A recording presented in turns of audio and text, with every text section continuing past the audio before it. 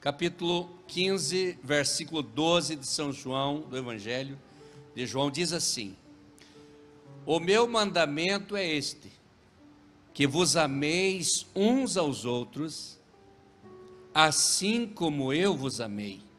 Verso 13: Ninguém tem maior amor do que este, de dar alguém a sua vida pelos seus amigos. Vamos ler do 14 e 15. Vós sereis meus amigos, se fizerdes o que eu vos mando. Já vos não chamarei servos, porque o servo não sabe o que faz o seu senhor, mas tenho-vos chamado amigos, porque tudo quanto ouvi de meu Pai vos tenho feito conhecer. Não me escolhestes vós a mim, mas eu vos escolhi a vós, e vos nomeei para que vades e deis fruto, e o vosso fruto permaneça, a fim de que tudo quanto em meu nome pedis ao Pai, Ele vô-lo conceda. Glória a Deus.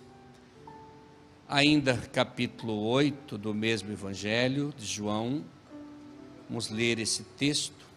Vamos ler o verso 53 do capítulo 7 e depois o primeiro. Diz assim: Cada um foi para a sua casa. Porém, Jesus foi para o Monte das Oliveiras, e pela manhã cedo voltou para o templo, e todo o povo vinha ter com ele, e assentando-se os ensinava.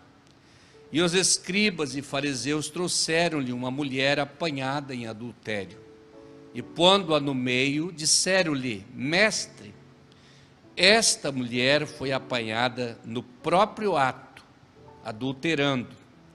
E na lei nos mandou Moisés que as tais sejam apedrejadas. Tu, pois, que dizes? Isso diziam eles, tentando-o, para que tivesse de que o acusar. Mas Jesus, inclinando-se, escrevia com o dedo na terra. Como insistisse perguntando-lhe, endireitou-se e disse-lhe: Aquele dentre vós está sem pecado, seja o primeiro que atire pedra contra ela. Tornando a inclinar-se, escrevia na terra. Quando viram isso, saíram um a um, começar pelos mais velhos até o último.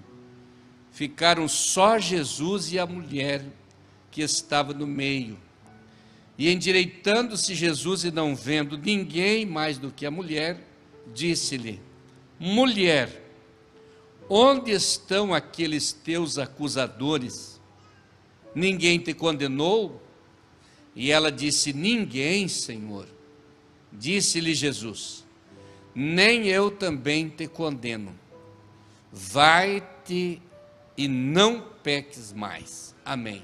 Uma rápida reflexão do texto, que estava sentado ali orando e adorando a Deus, e me veio ao coração como Jesus se empenhou para formar discípulos, como Jesus pagou um preço alto para fazer das pessoas seus discípulos.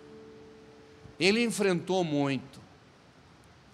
Ele veio a essa terra, viveu aqui.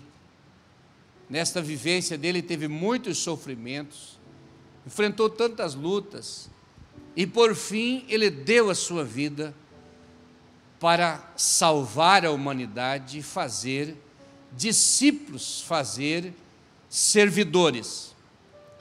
Hoje Jesus continua com esse mesmo projeto. Nós vamos pregando a palavra, e Ele vai salvando as vidas e vai formando esses discípulos. Aquele que lhe serve, aquele que lhe adora, aquele que reconhece quem Ele é, conhece o seu poder, a sua graça, confia nele, sabe que Ele é o seu Salvador.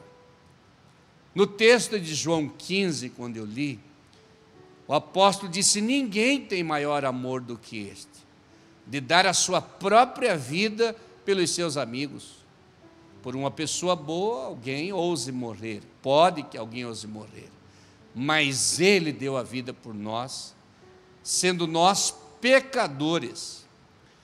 O último versículo que lemos, João 15, ele disse: não fosse vós que escolhesse a mim, mas eu vos escolhi a vós, e vos nomeei, para que vades e deis fruto, e o vosso fruto permaneça. No versículo anterior, ele disse, ou nos outros versículos: um novo mandamento eu vos dou, que vos ameis uns aos outros, assim como eu vos amei. Por que Jesus enfatiza isso? Por que Jesus passa essa ideia? Porque ele vivia isso. Jesus vivia esse amor. Deus amou o mundo que deu seu Filho.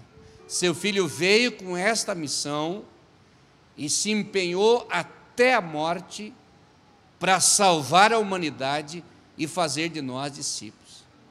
Quando ele lavou os pés dos discípulos, e lavou também de Judas Iscariotes, ele, num grau de humildade muito elevado, e lavando os pés dos discípulos, depois ele disse: vocês viram que eu, como Senhor e Mestre, vos lavei os pés. Vocês chamam de mestre, na verdade sou. E se eu, como Senhor e Mestre, vos lavei os pés, vocês também deverão lavar os pés uns dos outros. Quando eu estava pensando isso, meus pensamentos voaram para o capítulo 8 do mesmo livro, quando Jesus enfrentou um tribunal de homens, um sentimento perverso de condenação, com um objetivo grande: manifestar a sua graça. Jesus queria manifestar a sua graça mostrando, nos mínimos detalhes, que por mais pecador que a pessoa seja, Ele ainda está do lado dela. Ele queria mostrar a sua graça de tal forma que, mesmo que não tivesse ninguém do lado da pessoa, Ele ainda está do lado dela. Ele queria manifestar a sua graça para que nós víssemos pelo texto bíblico, que mesmo que a pessoa estivesse sem ninguém, condenado, por merecimento, ainda Jesus estava ou está do lado dela. Quando eu li aqui o texto anterior, Jesus ensinando no templo, na festa dos tabernáculos, e a dissensão entre os judeus e tal, perseguição, ficaram bravos com Jesus, porque Jesus tinha falado algumas palavras ali que eles não se agradaram. Mas um deles, que já era discípulo de Jesus, que era o Nicodemos, trouxe uma palavra e dispersou a multidão, e cada um foi para a sua casa, no capítulo 7. Mas quando cada um foi para a sua casa, Jesus não foi para a sua casa, porque o Filho do Homem não tinha casa, não tinha onde reclinar a sua cabeça, não tinha onde morar. Como todos foram para a sua casa, no versículo 57 do capítulo 7, no versículo 1 do capítulo 8, Jesus foi para o Monte das Oliveiras. O Monte das Oliveiras era o seu lugar de refúgio. Ali ele chorou, ali ele orou, ali ele teve grandes visões. Do Monte das Oliveiras ele viu a cidade e chorou sobre ela. Que o Vale do Cedron e a cidade de Jerusalém está o Monte das Oliveiras. E ali em cima naquele monte, ele chorou ao ver a cidade. Em cima daquele monte que ele mandou os discípulos buscarem o local, buscarem o jumentinho, arrumarem o lugar para a ceia. Então o Monte das Oliveiras era o lugar que ele passava a noite, orando na presença do Pai. E o verso 1 diz que Jesus foi para o Monte das Oliveiras e pela manhã cedo voltou para o templo. Jesus volta para o templo porque ele tinha mais uma coisa maravilhosa. Além de lutar pelas pessoas, ele queria influenciá-los a ir ao templo. Diz que ao chegar no templo, uma multidão de pessoas se aproxima de Jesus, vem correndo para ouvir Jesus ensinar, ouvir a sua pregação, ouvir a sua palavra. E olhando no texto, num contexto literal, nós vamos encontrar aqui um tribunal no templo. Ele vem para o templo pela manhã, se assenta para ensinar, e a multidão vem para ouvi-lo, e ali é trazido uma mulher. Vem um grupo de pessoas trazer uma mulher para condenar a mulher. Eu fiquei pensando, há um grupo, há Jesus, a nós que olhamos por fora, e a mulher. Podemos pensar em primeiro lugar nesta mulher que foi trazida para este tribunal. Ela foi trazida à força, foi trazida talvez meio arrastada, e foi colocada no meio de Jesus. A outra versão diz que mandaram ela se colocar em pé. Eles tinham um outro objetivo, que era condenar Jesus, achar uma falha em Jesus para jogar ele contra os judeus. Mas a primeira coisa era o julgamento da mulher. E essa mulher se coloca em pé no meio, e eles começam a acusar a mulher dos seus pecados. Essa mulher representa uma pessoa, representa um pecador. Colocar a pessoa no alvo da acusação e ficar acusando. Essa mulher derreteu emocionalmente e espiritualmente. Eu fiquei imaginando como estava o coração dessa mulher, o coração dessa vida, o semblante, o sentimento. Naquele momento de condenação, dizia: essa mulher, segundo a lei, ela precisa ser morta. Segundo a lei, ela tem que ser condenada. Segundo a lei, ela tem que ser apedrejada. Na verdade, tinha uma razão legal, mas a graça vai além da lei, porque a lei do Espírito e vida em Cristo Jesus nos livrou da lei do pecado e da morte. E quando eles tentam condenar, eles pensam: se Jesus disser que pode matar, ele está contrariando a lei. Se ele disser liberte ela, então ele também está errado. Nós vamos achar um meio de arrumar uma encrenca para perseguir Jesus também. O ódio não é só dela, é de Jesus também. E a mulher está ali, sofrendo, humilhada, não tinha ninguém do lado dela, todos estavam contra. O objetivo deles era apedrejar, o objetivo deles era acusar e matar. E quando eles estão nessa discussão, Jesus disse: olha, aquele que não tiver nenhum pecado, seja o primeiro a jogar pedra contra ela. E começou a escrever. Podemos pensar nessa coisa tão maravilhosa, escrever do chão. Quando Jesus escrevia do chão, vem um, dá uma olhada, sai. Começar pelo mais velho. Depois vem outro, dá uma olhada no que Jesus escreveu e sai. Os historiadores dizem que Jesus escreveu os pecados, o nome da pessoa e os pecados.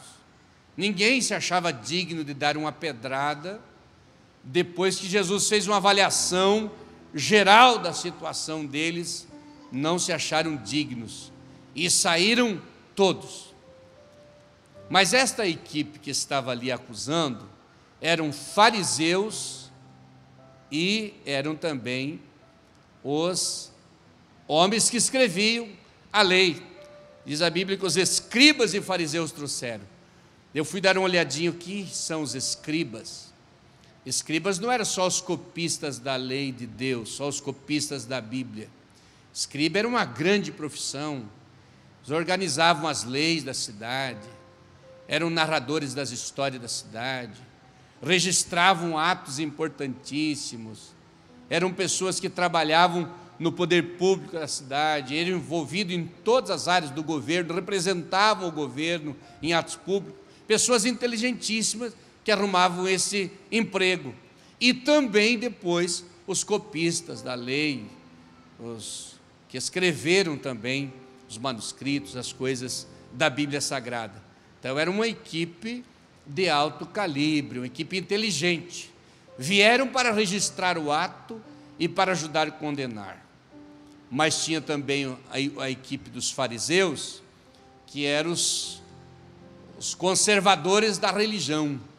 Em nome da religião, formaram também os seus mandamentos, formaram também o seu jeito de pensar, e achavam que eram tão justos, em detrimento daquela pessoa que estava sofrendo, que precisava de misericórdia. Jesus não podia apoiar o pecado, mas ele tinha que dar uma saída para o pecador. E a gente vai aprendendo com Jesus. E esses homens queriam condenar. Olhando para ele, jamais imaginaria que a intenção deles era condenar alguém. Olharam um sacerdote, um fariseu, para o coração dele, a gente não conseguia ver. Jamais aceitaria que dentro daquele traje de uma religião tão conservadora tinha o espírito de matar. Jamais aquela equipe aparentavam serem criminosos, serem matadores, serem perseguidores, mas eles vieram com essa intenção. Jesus é o único que conhece o coração das pessoas, e ele achou por bem de fazer aquilo para o que ele veio fazer: defender e advogar uma causa para salvar uma alma. E quando Jesus então conversa com eles, aquele que não estiver em pecado, seja o primeiro a dar uma pedrada. E ele escreve alguma coisa, ele vai dispersando. Fiquei pensando, por que Jesus não foi duro com aqueles homens, não chamou a atenção deles, seus algozes, seus acusadores? Jesus queria revelar tudo sem envergonhar ninguém. Jesus queria mostrar a situação de cada um deles, confrontando os erros sem envergonhá-los. Era uma forma de chamá-los ao arrependimento, era uma forma de chamá-los a uma conversão, a um reconhecimento de que também eram pecadores e não tinham autoridade para matar. Que não era para matar, mas era para recuperar, era para restaurar. A equipe queria ver morta, mas Jesus queria ver viva. E quando Jesus então dispersa todos com a sua sabedoria escrevendo, o texto diz que só estava Jesus e a mulher, saíram todos. Jesus disse: ninguém te condenou? Disse: ninguém, Senhor. Disse: eu também não te condeno. Vai, não peques mais. Eu não estou a favor do seu comportamento, eu não estou apoiando os teus pecados. Jesus queria dizer isso para essa mulher: eu não estou apoiando você no erro que você faz, mas você está liberada para não fazer mais. Mas a mulher, todo mundo foi embora e continuou ali, porque ela ainda se sentia martirizada, ela ainda se sentia condenada. E aqui a gente aprende uma coisa: quantas pessoas que Jesus já dispersou os seus inimigos, já dispersou os seus acusadores, já advogou a sua causa, já limpou seu caminho, já limpou tudo ao redor, deixou sozinho, tranquilo, só com ele, e ainda a pessoa se sente jogado no chão, ainda se sente condenado, ainda se sente martirizado. E Jesus diz: ninguém te condenou? Ninguém, Senhor. Eu também não. Vá em paz. Jesus quer que vá em paz. Jesus quer fazer um trabalho na vida da gente, todos os dias. Ele se coloca ao nosso lado para interceder por nós, às vezes na hora da execução, na hora que a pessoa pensa não tem mais saída. O que tinha que acontecer comigo aconteceu, o que tinha que dar já deu, agora estou à disposição da morte. Terminou meu caminho, terminou minha missão, os algozes estão aí, as armas mortíferas estão ali. Eram os olhos dos acusadores, eram as palavras dos acusadores e a verbalização da acusação. Mas quando ela olha ali, tem alguém que está ali para interceder e libertar. João disse: filhinhos, não pequeis, mas se porventura alguém pecar, temos um advogado para com o Pai, Jesus Cristo o justo. E se nós temos comunhão uns com os outros, verdadeiramente nós amamos uns aos outros. E na carta de João continua o texto dizendo que o sangue de Jesus Cristo, o seu Filho, nos purifica de todo o pecado. Hoje é o ato da Santa Ceia, é o momento de nós olhar para a Bíblia, pensar em nós mesmos, fazermos uma avaliação introspectiva e vermos o poder da manifestação da graça.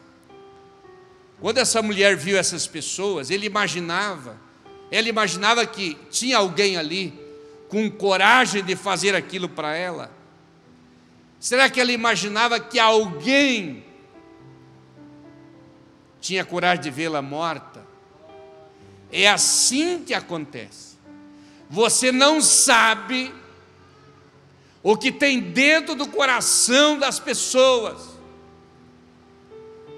Você pode olhar para uma pessoa e pensar que é muito ruim, e ser uma pessoa boa, que vai lutar por você. Mas você pode olhar para alguém com a capa bonita, mas dentro está o espírito do suicídio, ou do homicídio, o espírito da morte, o espírito da condenação, que quer ver o teu mal. Mas nessa noite, se em algum momento, durante esse mês, ou nesses últimos tempos, alguém olhou para você com um olhar condenatório, um olhar ruim, de acusação, de condenação, e você se sentiu mal, olha para alguém que está do teu lado agora, Jesus Cristo, que está dizendo: quem nunca pecou, atire a primeira pedra. E ele, sem revelar, sem colocar ninguém na frente da tela, sem expor ninguém, ele vai trabalhando no coração de todas as pessoas que te olham com os olhos de condenação, e vai fazer cada um se conscientizar que precisa ir para um lugar, se esconder e orar a Deus, e fazer um concerto também, porque Jesus quer ficar a sós contigo para trazer uma mensagem de esperança. Ninguém te condenou, eu também não te condeno. Jesus não veio para condenar o mundo, Jesus se manifestou para salvar o mundo. Jesus não veio para matar as pessoas, ele veio para dar vida e vida com abundância. Jesus se manifestou para desfazer as obras do diabo. Jesus se manifestou para derramar o seu sangue em nosso lugar, em nosso favor. Jesus se manifestou porque ele nos amou primeiro. Quando nós o conhecemos, ele já nos conhecia e já nos amava. Foi para isso que ele se manifestou, porque ele nos ama. Ele quer nos ver bem, ele quer ver nós servir a ele de verdade, e ele manifesta essa graça. Ele manifestou lá na casa de Marta e Maria, como ele tratou com carinho os problemas de Marta e Maria, como Jesus tratou com carinho o assunto do filho pródigo, como ele tratou com carinho o assunto daquele homem que estava crucificado lá na cruz do seu lado, como Jesus tratou cada pessoa, o cego, os leprosos, o samaritano, e você vai vendo como ele tratou. Ele advogou, ele curou, Ele restaurou, Ele levantou, Ele ressuscitou, Ele fez o milagre completo, e Ele está vivo aqui hoje, e continua a fazer milagre nas nossas vidas. Amado Deus, Pai Celestial, Tua palavra está diante dos nossos olhos. Nós te agradecemos pelo Teu amor, nós te agradecemos pela Tua graça, como o Senhor nos trata com amor, como o Senhor tratou os homens narrados no texto do Novo Testamento com amor, como o Senhor cuida daqueles que temem o Teu nome. O Senhor foi advogado daquela mulher, o Senhor agiu na vida dela, o Senhor resistiu àqueles homens para defender aquela pessoa, aquela mulher. Quero que nesta noite o Senhor resista a alguém, repreenda alguém que quer ver o mal do teu filho, repreenda alguém que quer ver o mal da tua filha,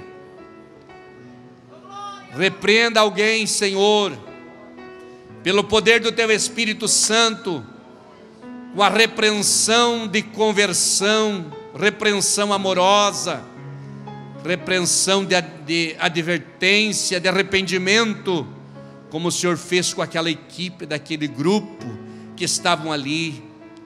Deus, vem visitar os teus filhos desta noite, vem visitar cada um de nós dessa noite, e vem nos levantar com tua força, com tua graça, para que aquele que se sente aprisionado, talvez alguém aprisionado pela sua própria consciência, martirizado, talvez por alguma coisa, frustrado por alguma coisa, mas a tua palavra vem ao nosso encontro, e o Senhor se coloca do nosso lado.